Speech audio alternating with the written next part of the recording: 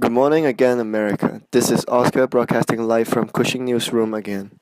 For the national news today, Jerry Rubin, one of the members of Chicago 7, has died today, November 20th, 1994. Jerry Rubin was among the founders of the Youth International Party. The Yippies was a group founded in 1967 by Abbie Hoffman and Jerry Rubin. Originally part of the SDS, the Yippies believed in many of the same leftist ideals. The Yippies came to represent the violent, more reckless side to the leftist movement. They were strong advocates of street violence as well as the use of drugs. Rubin appeared before a congressional committee wearing a Revolutionary War costume and was the center of attention at anti-war demonstrations in his Uncle Sam hat. Rubin was prominent in the protest at the 1968 Democratic National Convention in Chicago, which led to the famously unruly trial in 1969 and 1970 of him and 6 other radical defendants, which is the group known as the Chicago 7. Looking back years later at the 1960s, Mr. Rubin called himself one of the anti-capitalistic comics of the 1960s, who used street theaters to pursue the radical dream of transforming the system from outside.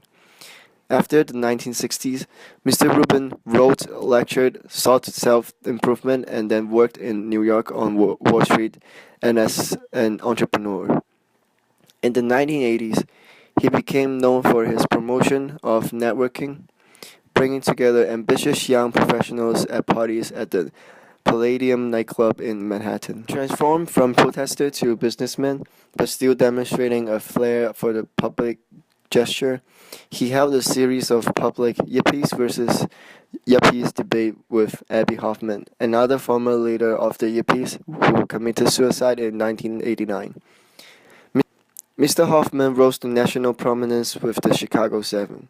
During their trial, Mr. Hoffman and 4 others were convicted of crossing state lines with intent to riot. The conviction was eventually overturned. At the Chicago 7 trial, Mr. Hoffman angered the court by taking notes that the presiding federal district judge, Julius C. Hoffman, had the same last name and saying the judge was his illegitimate father. Abbie Hoffman went underground from 1974 to 1980, under threat of a long sentence on cocaine charges. He had plastic surgery, but nevertheless was recognizable as a renegade protester.